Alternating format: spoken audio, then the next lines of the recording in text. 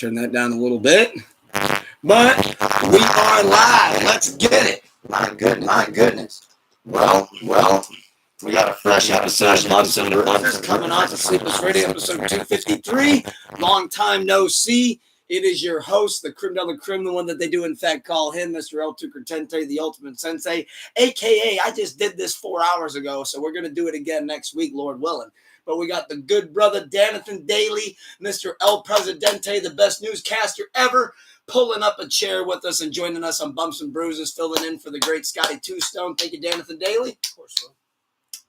Well, we've had a great, blessed, wonderful Sleepless Friday night. We had a great battle once again. Yeah. It was a war. It was a slugfest. Wouldn't have it any other way. Happy to be back in good winning graces. But I know you're going to be bringing the heat for our next battle, which we can announce that at the end, actually. Yeah, for sure. But how about we talk a little wrestling, shall we? Because I've been dying to talk wrestling, especially after all of the events that have occurred over the last week.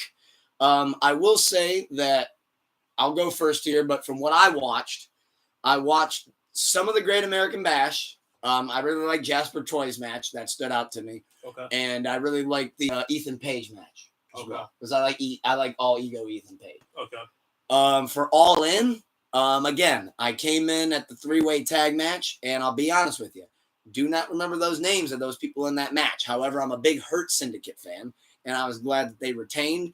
I saw that MJF won the gauntlet match. However, I did not watch it. But I love MJF. He's my favorite AEW homegrown star.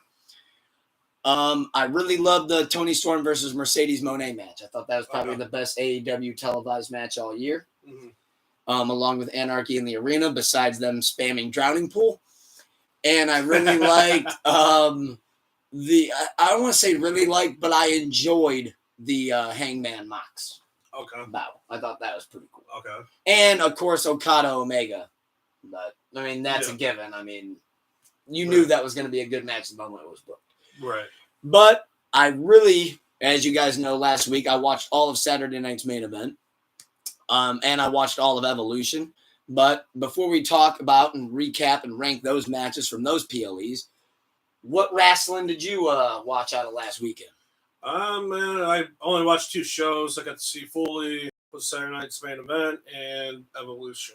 So that was my Saturday watching. Did you watch any All In or Bash? I saw clips of All In. I only saw the John Moxley spots. Yeah, with the nails and shit. And then losing the title to Hangman. I saw that.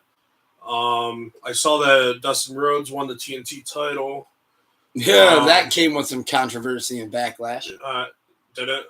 Okay. Yeah, because everybody felt like they should have gave it to Kyle Fletcher. Kyle Fletcher. Well, supposedly the rumor is that why they didn't give it to Kyle Fletcher was he's the guy who supposedly just ended Adam Cole's career. Yeah.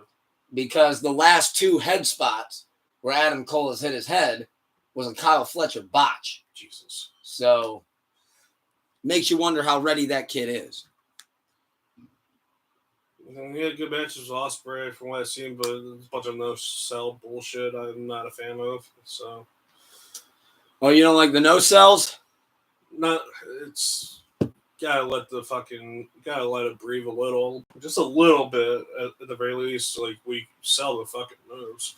I was about to say, good thing Shawn Michaels doesn't wrestle anymore because no one sells the super kick. Yeah. I mean, the super kick is practically a punch. Yeah. At this point, half the time I wonder if these guys are kickboxers. Right. Like every other match, I'm literally like, Jesus Christ, another handful of super kicks. Right.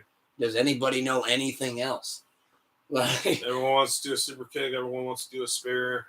Oh, that's another one. Jesus Christ. There's only a few people that should. But... Dude, in the middle of the fucking tag team title match last week on Monday Night Raw for the Judgment Day, or 2 weeks ago, whenever it was, Finn Balor hits a spear. I'm like, come on. Dude, you're like you got Braun Breaker. Let him have it. Yeah. If you ask me, Roman Reigns and Braun Breaker did the spear the best. Yes. Fuck yeah. Yes, I agree. Well, you mentioned that the 2 events that we watched in full were Saturday night's main event and Evolution. And as everybody likes to know, or as everybody knows on Bumps and Bruises, I always like to start off with ladies first. Okay. So, looking at the Evolution card, which, by the way, I think Evolution stole the whole weekend. Okay.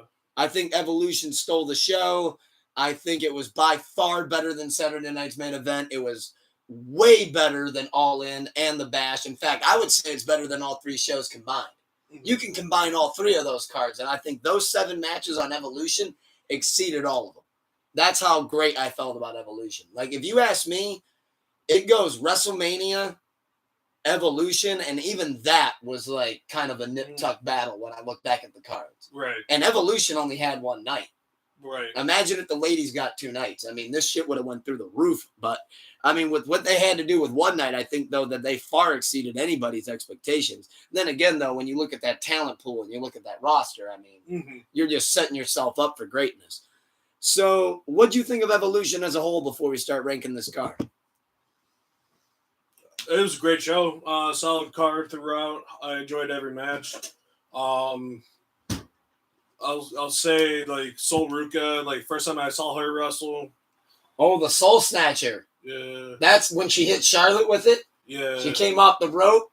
Yeah. When she does that flip, they call that the Soul Snatcher. Okay. That's a great move. Oh, yeah. She's very athletic, and, like, she's just a fucking bomb. So, I enjoyed that match. Freaking, the Trish Stratus and Stratton match was great. Tiffy versus Trishy. Yep. The fact that Trish, like, thank you, Trish, like, always. Thank you, Trish. Yeah. Like, the Io Sky Ripley match is great. That's potentially, well, I'll talk about it when we rank. Yeah. I'll talk about it when we rank. I like the triple threat, Becky Lynch, Bailey, and Lyra.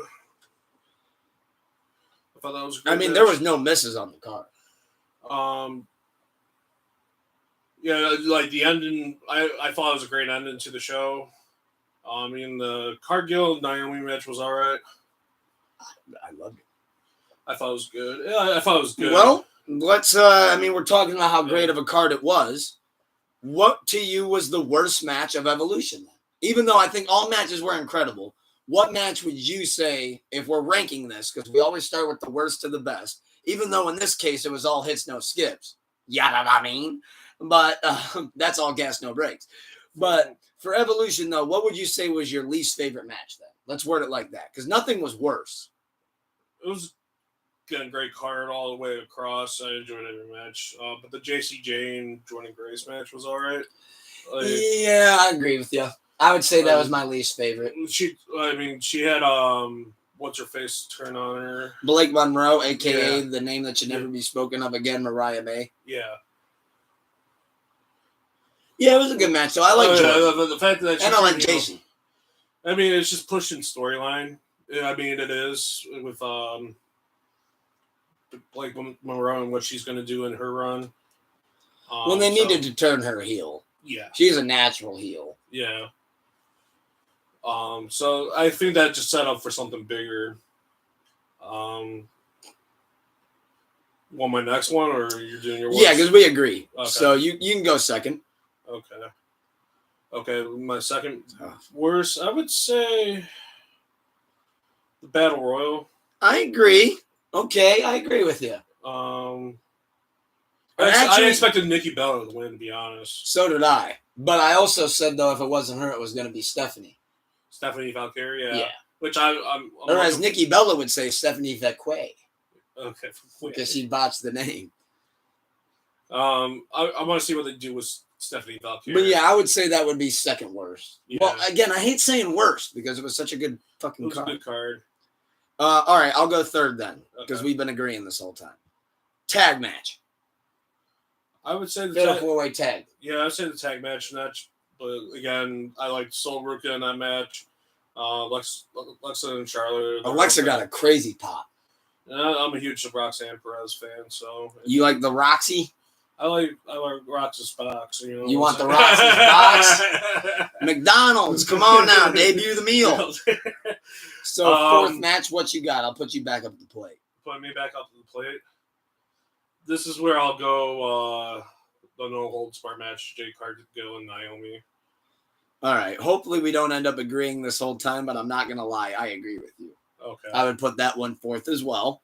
But again, all these ladies delivered. They fired on all cylinders. This pay-per-view delivered like it was WrestleMania. I'm glad what they did with Naomi for the show overall. So Oh, yeah. We'll get there. But yeah.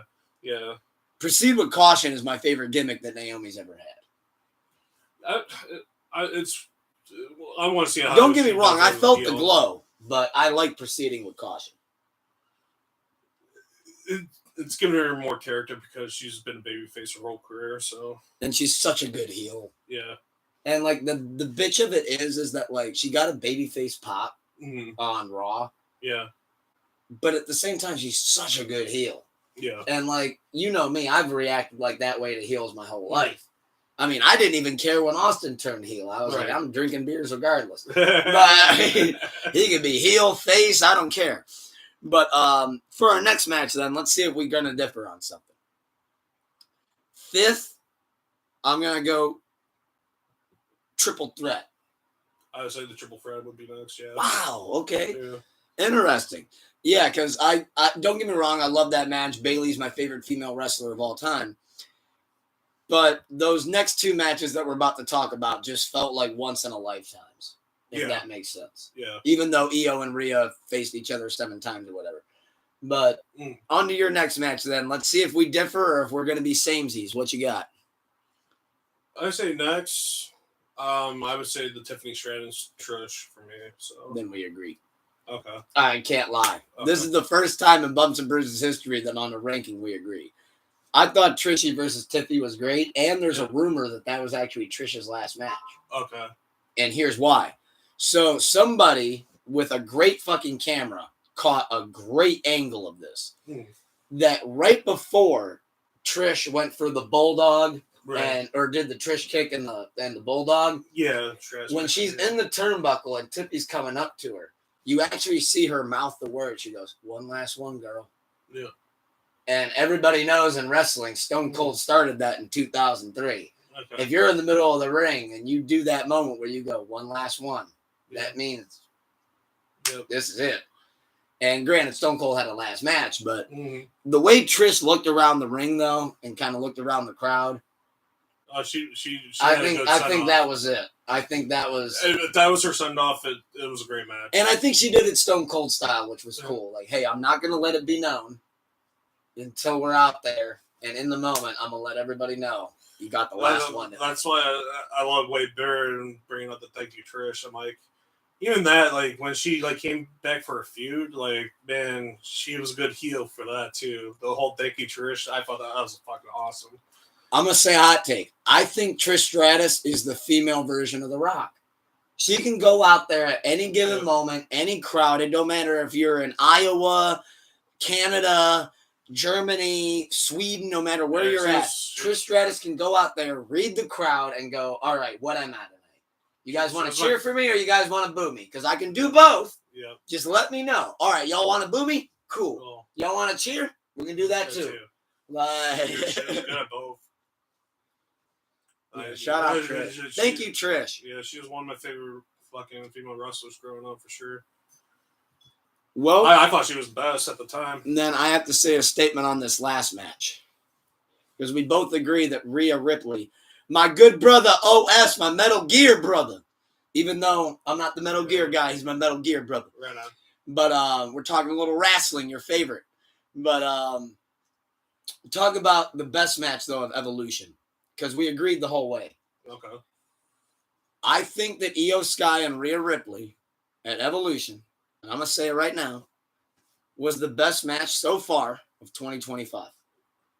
Go that far to say Yep. That. I watched it 3 times already. No shit. Yep. Wifey loved it. She enjoyed it. We were cheering. We're literally sitting in the inspiration station on the Sleepless Art cheering for it. Naomi's cash-in was great. Hey, I'm a little crossed, so we're all good. It was a great fucking match. I'm carrying crossed. And, like, it was a really great match, like, even before Naomi cashed in. And, like... Loved it. The fact that she threw herself at the last moment, it was great. That was a damn good match. And you know what I loved about it? They booked it exactly how I would. Yeah. Because I don't want to see Rhea take another Io pin. Yeah. And I don't want to see Io take a pin either. Yeah. So if somebody's got to eat a pin, bring out that briefcase. Yeah. I agree with that decision. I thought they actually smoked that. I thought that was incredible. I thought they knocked that out of the park. Well, you set up a fucking great SummerSlam matchup too with that. So. Oh, dude! At one point, before I even thought about a Naomi cash-in, I actually thought that when Io and Rhea were in the crowd, because of how they knocked the ref down, and you know me, I'm an overthinker. I overthink overthinking. But when they knocked the ref down, I thought for a split second what a cool, unique finish it would be. Right. If, like, the ref woke up and they're just so deep in the crowd that the 10-second count they can't get back to because they're brawling back the whole time. I thought that could have been a cool finish. But when I saw him get back over the barricade, I'm like, okay, you swerved me. Where are you going with this? Like, what are we doing? And when it got to that point of Naomi's music hitting, I'm like, this is perfect. Yeah. Like, whoever produced this, whoever thought of this is fucking genius. Yeah. So, I mean, I got that as best match of the year. He said Asuka is a bigger threat now if you think about it. See, I agree because I love Asuka. Empress of Tomorrow is one of my favorite females on the roster. But the only issue with that is it looks like that she paired back with Kairi Sane and she's in the Kabuki Warriors again. Yeah. I mean, she's not going to get pushed immediately right now. I mean, she's kind of doing her own thing. So. Plus, we got to see right now if we can keep Asuka healthy. Yeah, true. Because I feel like we got to give that a little bit of time. Yes. Kind of like a thing that we were talking about earlier on tonight, way before we were live, was about Charlotte's injury proneness. And I feel like Asuka's kind of unfortunately suffering the same thing. But no, that was a lot of fun. Rank and Evolution, though. Again, I can't say enough good things about that card, about that pay-per-view. Right. PLE, they absolutely smoked it. However, though, we got to talk about Saturday Night's main event, though, too. And that's a much shorter card. You only got 4 matches. So how about we kick it off with what kicked off the show? Because they didn't have any women on there, so we can't do ladies first. Yeah. How would you rank Saturday Night's main event? Worst match, I would say the Solo versus Jimmy Uso. Yep, the opener. That's exactly what I was thinking too. Jimmy Solo was weak. It was all right. It wasn't like crazy. I like Jimmy Uso. Solo's kind of growing on me, but that was weak. Yeah, it wasn't that great. Goldberg could have had a longer speech if we cut that match, but we'll get there. Right. And what would you say would be the next one for you? Next worst match? Well, it wasn't anybody's fault, but it was because of what happened. LA Knight versus Seth. Yeah. Because shit was going good. Yeah. But then it looks like, I don't know if it's quite a whole work. Because some people are saying it's kind of a work, meaning that he's going to come back sooner than the 4 to 5 months that they have projected. I don't know what to fucking think about it. Well, the dirt sheets are saying 4 to 5 months. Yeah. I'm thinking that because of the injury and because of what also the dirt sheets are saying, which is that Seth Rollins has a nagging injury, right, that he just needs to kind of soothe for a little bit. I'm going to throw it out there right now. If it's not a work, Rollins cashes in at Mania one more time. If it's not a work. See, that's if it is a work, Rollins is about to cash in on Punk at SummerSlam. See, the thing is, we're not going to know when he's going to cash in because he's injured. So you don't know when he's actually going to come back. But we don't know the true severity of his injury. Exactly. So what if he returns at SummerSlam and cashes in on Punk? Imagine that. Punk beats Gunther. Punk has his moment. Seth Rollins comes out. Seth ends it. Fuck your moment. Stomps on That could be something. Because I'm not fully convinced. I'm not sure it's gonna be as soon as SummerSlam when that happens. I guess you can be out for a few months, then that happening. Well, I've noticed that they don't want anybody to cash in overseas. Yeah. So it's not going to happen at Clash in Paris because I actually did a little research on that. No one's ever cashed in overseas. Okay. No one. So if it's going to happen, I feel like it's going to happen in the States. Okay. Yeah, but I mean, I could see them cashing overseas at some point. Just swerve. Yeah. Why not? Somebody realized it. We don't do this. Yeah. Boom. Yeah. Could be. I mean, Scotty Two Stone, if I were to speak for him, he says that John Cena is gonna get cashed in on by Seth. Okay. He's called that from day one. That Seth will be the one that saves John Cena from ruin wrestling. It's Seth is? to where that can be his angle. You can't boo me. I saved John Cena from Ruin Wrestling. I can't see that happening. It's gonna be Cody Rhodes. Minute Maid Fruit Punch. There was rumors it's supposed to be Gunther against John Cena as his last match. I did see that at Ruthless Aggression. Yeah, the Boston pay-per-view. Yeah, I'd be. Which, by the way, you're never gonna get me to call this shit PLEs. I'd try, but If you have Gunther saving wrestling after he'll lose to CM Punk, but he ends up being John Cena. I could see that. It's a possibility. Nice swerve. Yeah. Well, for next if it's not Cody Rhodes. For next worst match, I'm gonna go Drew Randy. Yeah, I would say Drew Randy too. And I know they're building for that tag match, which is Jelly Roll and Randy versus Logan and who? McIntyre. Jesus Christ. Yeah, Drew McIntyre. I thought Randy versus Drew was cool. However, as much as I love Randy Orton and I came to like Claymore Country himself, I don't know, man. I look at Drew the same way I look at kind of Damian Priest. They're just kind of there. If that makes sense. I like Drew more than I like Damian. I like Drew way more than At least Priest. Drew's funny. I mean, they have him in prominent roles. I like Drew McIntyre. I think he's a great character. Did you hear what Drew recently said on a podcast? No. I might have heard. So one thing I love about Drew is that he's been staying in kayfabe and being heel on interviews. Like he doesn't break character. No, and I love that. I respect it. It's the MJF way, meaning you stayed true to your gimmick. Well, they asked Drew, and it really was just the perfect alley-oop for him. Yeah. They go, so if you're like a new incoming superstar, if like you're trying to be an established talent and like get on. I'm paraphrasing a little bit, but they're like, what do you have to do? He goes, that's easy. He goes, you just got to marry somebody that Rikishi's had a child. He goes, you just got to have to marry one of Rikishi's children. And he goes, you just got to have the last name of Spot too. And he goes, you're golden. And he goes, you shoot right up the card. And he goes, and the guy goes, so you're talking about nepotism? He goes, nepotism? He goes, look around. He goes, thank God I'm talented. He goes, if not, he goes, I'd be on the 0 hour pre-show for some company on Wednesday. I'm like, that shit is so good. I got his new shirt, by the way. Drew? Yeah. Hell yeah. Bored at work. I'm waiting for that to come in, and I'll just fucking wear it for the team meetings. Oh, dude, I can't wait.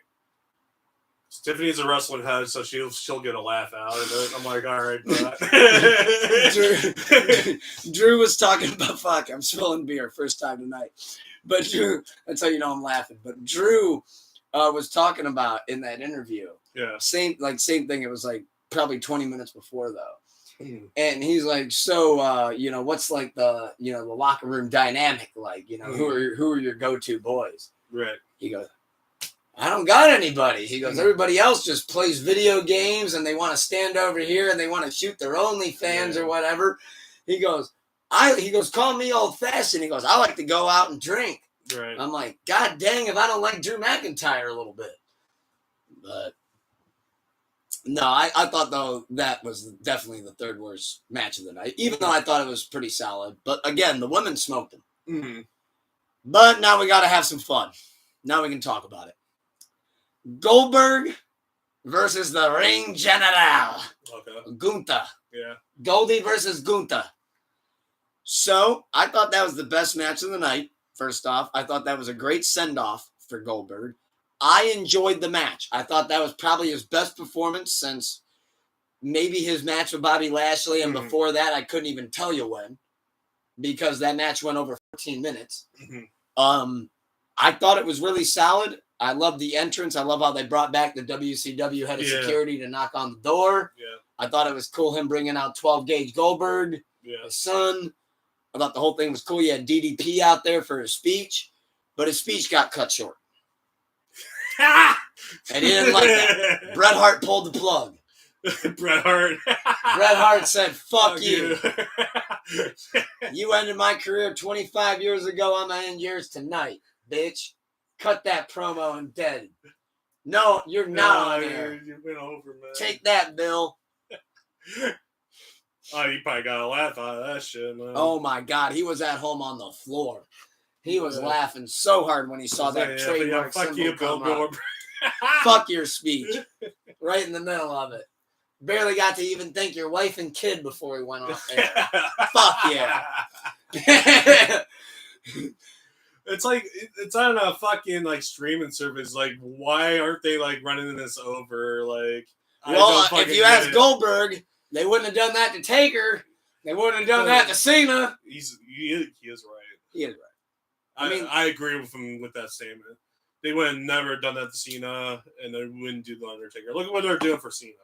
So like, this dude's getting retirement speeches at live events. He's getting the fucking Derek Jeter fucking treatment.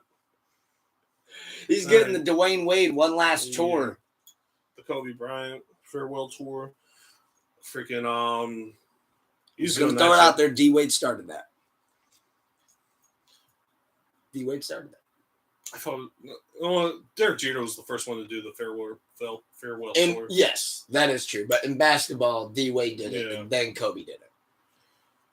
And LeBron. I thought Kobe retired before Wade. I don't think so. Wade was the same year. He came out the same year LeBron did. But. That's true, but I think Wade, as we pivot real quick, I think Wade had his retirement run in 2019. Okay. I think it was the year before Kobe. But then again, Kobe didn't make merch out of it. At least I don't think he did. No, I don't think he did either. But so that's for a different talk, different day. Different show, different time. That's not wrestling. But so to talk about the Goldberg match, though, again, we thought it was good. However, we have to talk about Goldberg has now said that in 2 weeks he's going to spill the beans. Yeah. But Goldberg made it known on Oral Hawani that he is unhappy with his send-off. He feels like they didn't plan for it properly. It didn't have the proper build. He was given a shit hand, but he was happy with his dance partner. He liked it being Gunther. Yeah. Now my question is, for you, for everybody watching, for myself, this is first question of the night. Should Goldberg be ungrateful? WWE seems to think so. And I mean, they gave him a match. They didn't have to do that. They weren't obligated to. And they gave him Gunther for his final match, so it's a respectable opponent. Which Goldberg did say that's who he wanted. Yeah, that's who he wanted, and that's who he got. They had the head of security. He didn't. It was just because the speech. It was the speech. Yep. And if that didn't happen, he would have been totally fine with the whole fucking thing. I agree with you. Eat the fine. How much time do you need? What do you want? You want 15? Yeah. Go. I'll pay for it. You made this company enough money. Yeah. Do it. Yeah. So that was the only thing I would say. And Goldberg is in the right to bitch about that because I mean, it's supposed to be my retirement match. Like, come on, dude.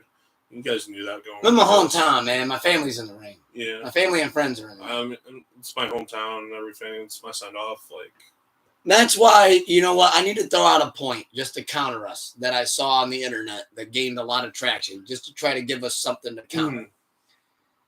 Somebody said, and it got a lot of attention, and a lot of people agreed with the guy. Some people said, was Goldberg a good enough wrestler in the WWE to deserve that? I think yes. You have some big money matches. What did he say on our Hawani? World heavyweight title matches. Like, I'm always him in and Brock Lesnar fucking, that was a great match. Here's what people don't like to admit.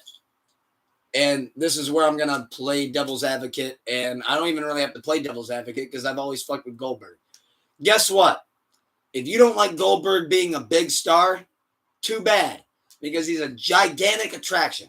And if you owned a business and if you needed to put asses in seats and you needed to call upon wrestling fans, guess who you can call upon to gain people of all ages to go watch him wrestle? Bill Goldberg. Whether you like that or not. Is he a better wrestler than Carmelo Hayes? No. Is he a better wrestler than AJ Styles? No. Is he a bigger draw? Yes. He was a draw. Yeah. The fucking draw, man. Over. Yeah. That's why when he came over to WWE, when he first made that 2000, what was it? It was a huge thing. Yeah, debut at Backlash against The Rock. Yeah, and Spear the Rock. Push him to the moon. Yeah. He was the one WCW guy that was immune to bullshit booking. Yep. Why was he immune to bullshit booking? Because guess why? People buy tickets.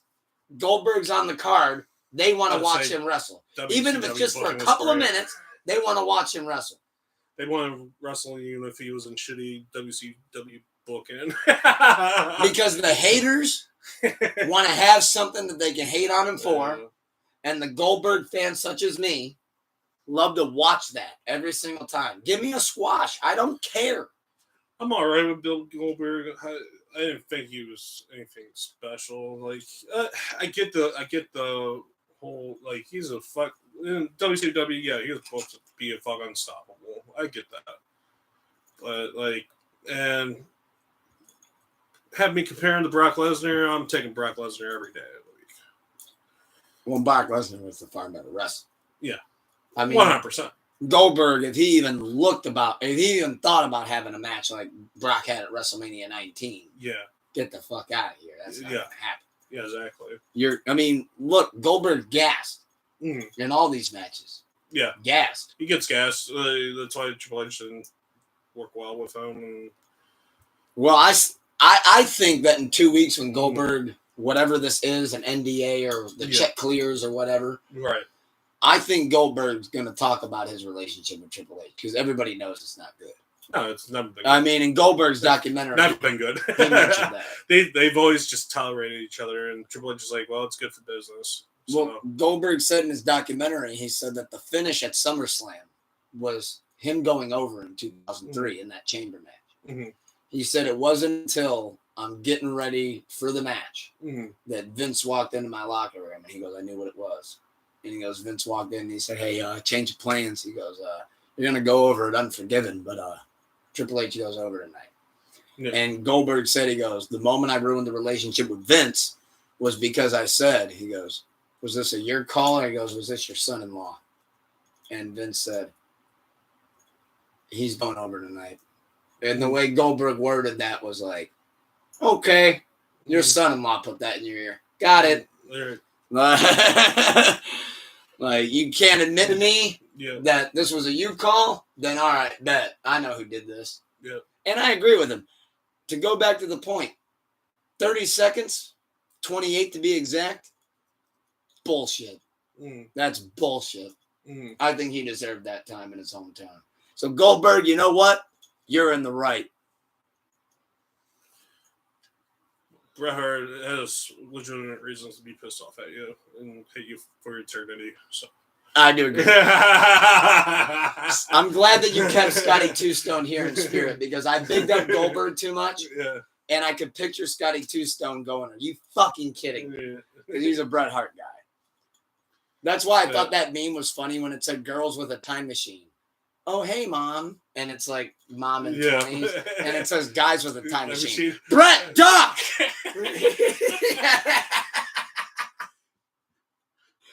Which I love Bret Hart when he talks about it because I do got to give Bret that one. He's so funny without trying to be. I know. It's hilarious. He goes, he's serious. But like, he goes, Goldberg's such a bad wrestler. He goes, we're in the middle of the ring. And he goes, I told him ahead of time. He goes, if you want to call something, he goes, call something. He goes, just let me know. Yeah. And he goes, the one time he does it, he goes, watch for the kick.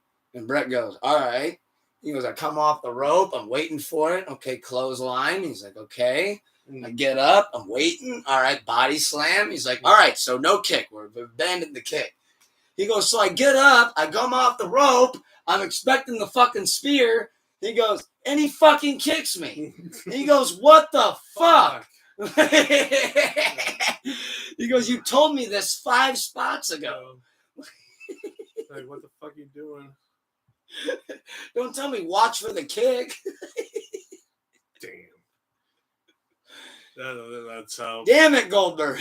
That's what happened to Bret Hart, man. RP career. Man, it's crazy how that all went down, man. And I loved how when he tweeted, when Goldberg's speech got cut off, Bret Hart tweeted the fucking skull and then the laughing emoji. Oh, for I'm real? like, yeah, Oh, I'm like, God. that is gold. Because what that tells me is that I know Bret Hart doesn't know how to work that shit. Right. He had to tell somebody, yo, sign into my Twitter account and post that shit. God. But all right, we talked about Goldberg being unhappy. Now this is fun time where we get to talk about Q&As, where we get to ask questions. But we're going to keep Scotty Two Stone here in spirit. Sound good? Yeah. He had 2 questions for us. Okay. So, Scotty Two Stone, this is for you. He said, what is the best opening match of any pay-per-view of all time? What's your favorite? Best opening match? Best or favorite? I had to do some research to come up with mine. Because I didn't want to say the wrong thing. I might say the wrong thing, but... I do it all the time. Don't worry, you're in good company. I would say, like, Rey Mysterio, Eddie Guerrero, WrestleMania. That was an opener? Yeah.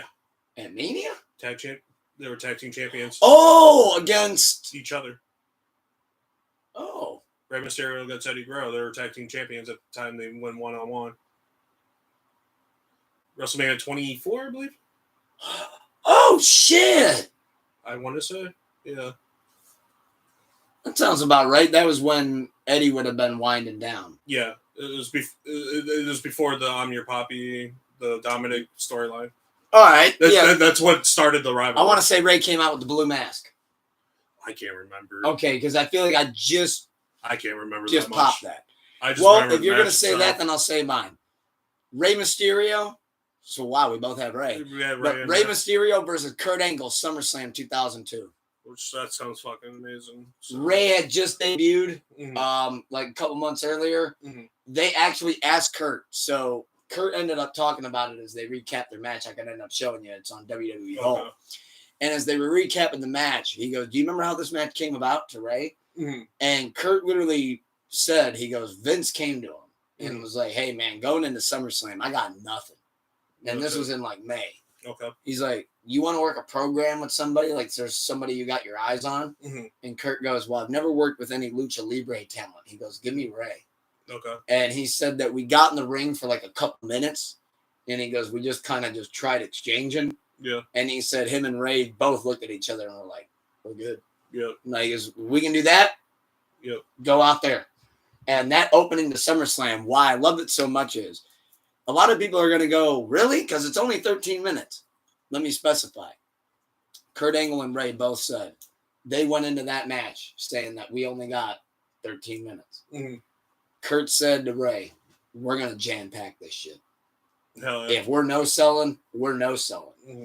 And he actually has a moment in that match where he Germans Ray out to the ground. And normally that's a sell. Yeah. Ray, right back into the ring. Yeah. And when I saw that shit, I'm like, dude, you took a German to the outside in that. And you literally went, hold on, I'm stretching.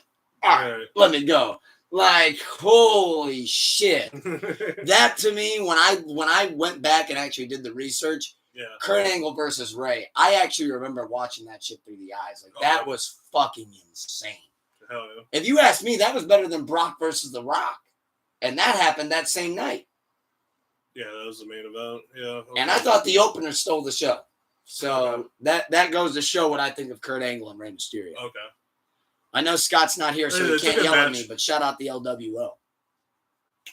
Well, for our next question, then I'm also curious to see what you guys got as your all-time favorite opening match as well.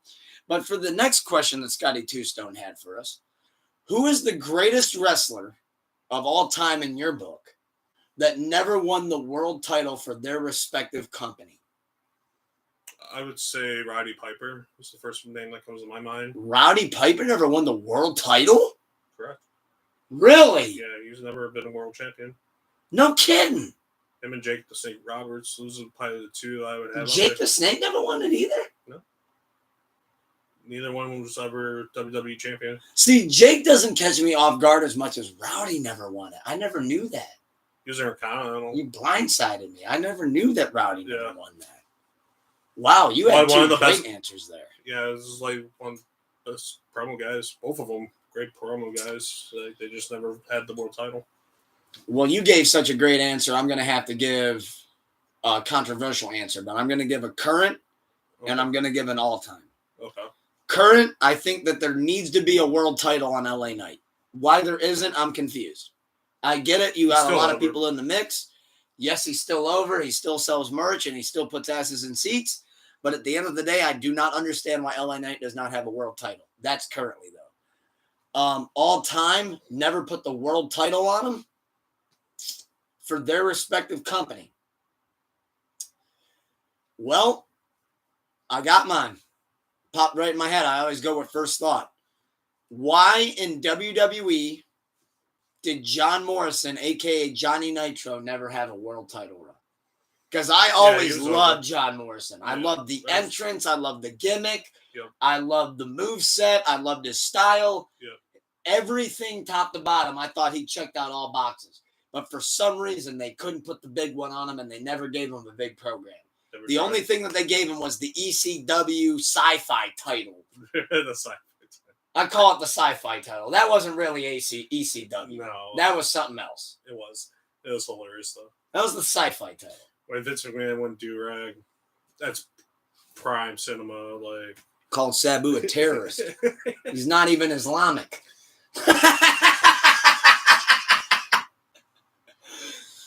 We're not even stereotyping right, Vince. Yeah, well, Vince fucking dropping an M-bomb on Cena was fucking hilarious, too. Booker T, tell me he didn't just say that. I'm like, oh my fucking God. Jesus Christ. I'm like, I watched that live. I was like, oh, did he really just drop the fucking N-word? Yeah. Yeah, he did. Plain as day. I was like, what the fuck just happened? What the fuck am I watching? Let's not forget he had Crime Time come out there. And that was I love Crime Time too. Oh, man. Dude, when Crime Time would do that shit where they would go hug somebody over the barricade and then Shaq Gaspar would reach their hand in their pocket, hilarious. Like that. Hilarious. But R.I.P. Shad, man. Oh my God, R.I.P. Shad Gaspar. Yeah. What a goat, man. Yeah, he was. So that leads us then to my question and your question before we close up out of here. Okay. Which this has been a great adventure of bumps and bruises. I mean, it's been a blessed, wonderful, sleepless Friday all around. Mm-hmm. But to close out, I got my question for you. And this question, as you always know, it goes for everybody. So, my question is, what does AEW have to do to get back over 1 million viewers? So I don't want to come off as an AEW hater. I love AEW. I really do. I like a lot of what they're doing. I like a lot of their roster, and I wish them nothing but success. I truly do. But at the end of the day, you got your hater hat on. So at least we can go back and forth here. But as far as AEW goes, what do they need to do to at least head back towards the right direction? There's some things I think they're doing right, and they should do it. Is the one Edge and Christian coming back together, reunited. That's money.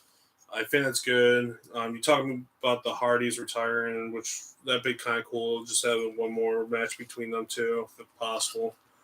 I think that'd be a good storyline. The only issue there is that WWE's relationship with TNA, and you want MJF as your number one guy, honestly. I've only been saying that for years. I don't believe in Hangman is all right. He's just I hate Hangman. The cowboy gimmick can only go so far. Yeah, he's all right.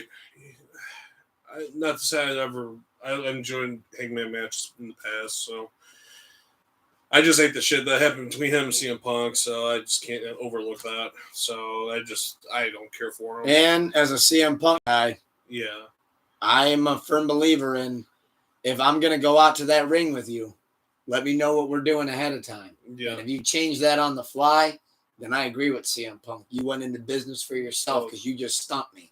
Yeah. And I agree. And that's why CM Punk said, he goes, no one stumps me in promos. He goes, but when he changed it like that, he was like, all right, then if you want to do that, we can do that. Yeah. But I'm going to bury your ass. Yeah. And I thought that was cool. That's pretty much where he took it, man. And it just started a whole fucking thing.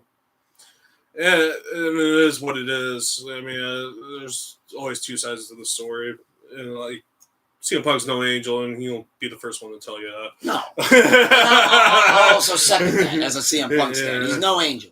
Yeah. It's the Second City Saint, but that's about it. To Bill Phil. Yeah. But that's the thing about CM Punk. But I mean, I enjoy CM Punk. Is one of my favorite wrestlers. So yeah, all right, let me ask you this portion of the question: is there a free agent that they can sign that can turn the numbers, or is that gone? Is that ship sailed? Is there anybody in the market right now that you're thinking, if we sign this guy, I see money? Because here's why I asked. Let me throw out there why I asked this. Somebody on Twitter after All In said, why didn't Braun Strowman debut at All In? And it went viral. Braun Strowman would be nice. See, I disagree. And here's why I say that. Braun Strowman literally just said on Not Sam Wrestling, I don't have much of a knee left. Oh, damn. So if you got a case like that. No, he shouldn't wrestle. Because he even mentioned, he goes, when I did that run around spot around the ring, yeah. He goes, when I landed through the barricade, he goes, it was as if you dumped a bucket of boiling water right over my knee. Oh, shit. And when I hear that, I'm like, dude, yeah, get out. Yeah. Like, something bad's about to happen. Yeah. Yeah, I agree with that shit, man. I enjoy his work, man. He deserves definitely work, so, but like he doesn't quite fit with the AEW style either. I think Braun should just. I'm gonna throw this out there, Braun. I love you. Start a podcast. Everyone does it. No. Start a podcast. Friggin' yeah, but like it's kind of hard to say like AEW just have MJF do this thing. Tony Storm and Mercedes Moné, good draws. I would continue. Tony Storm's probably their best signee ever. I would continue to push them. I like Athena. Athena I've always liked. Ember Moon. Back in NXT. No, Athena's really good. In fact, during the All In press junket, like the press conference, they actually asked Athena how important it was for her to know that Goldberg just had a send-off match because she loves Goldberg. Yeah. And I loved Athena's response. Mm-hmm. Athena was like, I'm not here to talk about my childhood hero. I'd like to talk about what the company did tonight. I want to talk about moving this company forward. Like, I'm glad that I'm getting the spot. And when I see that, if I'm Tony Khan, I'd be like, you really like being here. Like, let's push you to the moon here. Which she does have a championship match against Tony Storm. Okay. At All In. Because she won the female gauntlet. Okay, I got it. So she did win that. But for your question then, close us out of here. What you got? Well, it's kind of a two-parter, and it's what I'm really interested in. What do you have for the championship matches at WWE? Cody Rhodes against John Cena and CM Punk against Gunther. Early predictions. Yeah. All right. I think John Cena wins. Okay. And Cody turns heel. And that makes John Cena turn face slowly but surely. The double turn. Double turn. I don't see the double turn. John Cena, hear me out. I got it. I got it. I don't see that. John Cena finally, because he's been teasing it a little bit. Right. On like being the good guy. I think he finally goes, all right, I'm going to acknowledge Cody. Yep. I'm going to come to shake your hand. Yep. And I think when he shakes his hand, hear me out. Yep. I think The Rock's going to be out there at the end of night 2. But instead of doing the 1-2, I think when John goes to finally go, hey, Rock, I'm done with you. I'm done. I don't want you anymore. I'm not selling my soul. I won, but this dude's the truth. Because Cena's going to win. So I got Cena winning. But the aftermath is Rock comes out. Congratulations. Oh, yeah, hell yeah. And Cena's going to be like, you know what? I'm with Cody. I'm the good guy now. You know what? He deserves a shot. He deserves another one. Mm-hmm. And he's going to fucking go to hand and hug Cody. Mm-hmm. And Cody's going to give Rock the look. And when Cody gives Rock the look and Rock goes, and Cody kicks him, you get your double turn. You do it one more time. I just don't. It's interesting. It's a good storyline. It's good booking. I just don't see that, man. I don't see that for. What do you see? I got Cena win. I could see Cody Rhodes winning possibly in that match. It wouldn't surprise me if he does. But if Cena is to win, yeah, it's something to do with The Rock being there. But I don't know if The Rock's going to be there or not. He's got to be eventually. Maybe. At some point, it's like, where are you? Yeah. That's why I'm like, he's got to. Yeah. And it's a big show. It is a big show. It's sure. I mean, they're running this 2 nights now. First night to SummerSlam ever. Yeah. He's got to. We need a final boss. Mama Rhodes. Yeah, I can see The Rock being there. It's a possibility. He can't spare one night. And I think he can't spare one fucking night. I don't think Cody turns heel. I do. Not right now. Eventually, yes. But they're playing Gunther versus John Cena. I think Gunther wins. Well, John Cena would have to be a babyface then, no? You can make Gunther a face. He's kind of like a tweener right now. He is. He'll say the heel shit, but he also does babyface shit. I mean, he got probably the funniest reaction ever when he told Goldberg in Bad Blood. When he told him, he goes, "You know who my favorite wrestler of all time is?" He goes, "Bill Goldberg." God.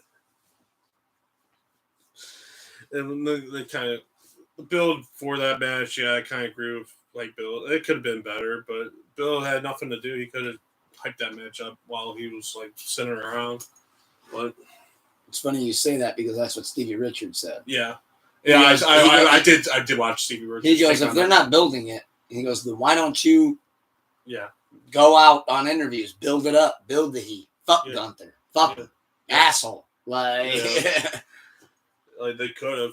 Like, I mean, they gave him the fucking, like, we could have just taken that thing that he said in January and run with it. It's leading up to Saturday night's main event. Yeah. It started in November or October, actually. Okay, it was October. Yeah, Bad Blood. Yeah, okay. That was the birth of it. So. But to answer your other part of your question, though. The CM Punk Gunther match, to segue into that. I mentioned it a little bit earlier. I'm going to stand out on the ledge again. Shout out Adam Copeland. I'm a legend. I think I'm an Edgelin. that CM Punk is going to beat Gunther, but it's going to be a great match. Mm-hmm. I mean, it's a dream match, really. What's a legend? I think that Seth Rollins' injury is a partial work. I think that he cashes in on CM Punk during his moment. The same way that Damian Priest cashed in on Drew McIntyre and CM Punk was celebrating. Okay. In fact, can I raise you one better? Okay. So they said Seth was spotted on crutches, right? Yeah. Well, Seth did a spot earlier on in his career when he had a feud against Triple H, where he came out on the ramp and he was hobbling and he had the crutches. Right. And then at the last second, he goes and throws the crutch off and looks at him like, nope, I'm good. Yeah. Shoots in the ring. I think CM Punk will be celebrating. I'm picturing it. All right, got the ref holding it up, World Heavyweight title. He's going to look over at Seth and he's going to be rubbing it in. Yeah. And as he's rubbing it in, Seth is going to stand up. Paul Heyman standing next to him. He's going to throw that crutch off, and Paul Heyman's going to look at the ref, hand him that briefcase, and CM Punk's going to be like, what? No. And Seth is going to cash in. Bronson Reed, Braun Breaker come down, beat the piss and snot out of him. Boom. Seth Rollins, new World Heavyweight Champion. I mean, I like it. And if that's the angle they're going, if it's like a pure work, yeah, I can see it working like that. Do I believe it's a fucking work injury? I said partial. They wouldn't have ended the LA Knight Seth Rollins match like that, though. Well, you would have had Seth Rollins going over. Well, that's what Seth said was the original plan. But he said in the moment, he goes, I realized what time we had. Yeah. And he goes, we were so close to the finish. He goes, I can't stand up. Yeah. And he goes, that's when I told LA Knight. He goes, if I stand up, just BFT me. Yeah. And he said, that's when he goes, I went, all right, boom. Yeah. So, like, the original plan was Seth winning that match. So, like, that's why I think it's, like, a legit I think it's a legit injury. I think he's going to be out. But, like, you never know when he's going to cash in. What if I said I was one of those people that wants it to be a work? Because that is the same it's knee. Good booking. If it's the same knee 3 times in a row, dude, that's a problem. Oh, yeah. Because you're saying now that's 3 times in a row my meniscus is fucking up. It's hard to once you fucking tear the shit out of it, you tore the shit out of it. I have a torn meniscus. Yeah, it's not pretty. But I think we posed a lot of good questions tonight. Yeah. I think we had a lot of fun. We got to recap and rank. We're going to bullshit, though, off air as we're getting out of here. But with that being said, everybody keep the love high and the hate low. We're closing out this weekend of sleepless shenanigans. It's been a blessed and wonderful time. We had a great showdown, Black Keys versus the Arctic Monkeys. And with that being said, Danathan Daily, should we announce what next Friday is going to be for Sleepless Radio episode 254? Yeah, most definitely. Next week, we got Oasis versus Third Eye Blind. Boom, boom, boom. So I'm Oasis. He's Third Eye Blind. It's going to be a great fucking time. 12-round showdown. Yeah. Well, I'm looking really forward to it. Great battle again tonight. Thank you for joining us on Bumps and Bruises. Thank you. As always, it's your host, the Creme de la Creme. We're thankful for having you. It's Creme de la Creme, the one that they do, in fact, call him Mr. El Tucretente, the Ultimate Sensei, a.k.a. we just did this a couple hours ago. We're going to save the rest for next weekend, Lord willing. New merch available now. No middle of the mall shit. Exercise your demons all summer season, all holiday seasons, really. And keep the love high and the halo. Wake up with a smile on. Look in the mirror. Remind yourselves of 3 things you're grateful for. So be it. Freestyle available now. 29 candles available now. Summerless Pen EP coming soon. I got the date coming real soon as well. And then we got to follow up with When Goats Don't Get Cold coming right after that as well. And it's all gas, no brakes. Yada, I mean, all hits, no skips. You know what it is. And with that being said, as Scotty Two Stone would say as well, people are fake. Wrestling's real. Don't be a jobber. Danathan Daily, anything you'd like to leave the great people with? Yeah, man, just enjoy the fucking moments, man. Just enjoy life, man. That's all I gotta say, man. Soak life in and treat energy like sunscreen. With that being said, peace. Peace out, guys.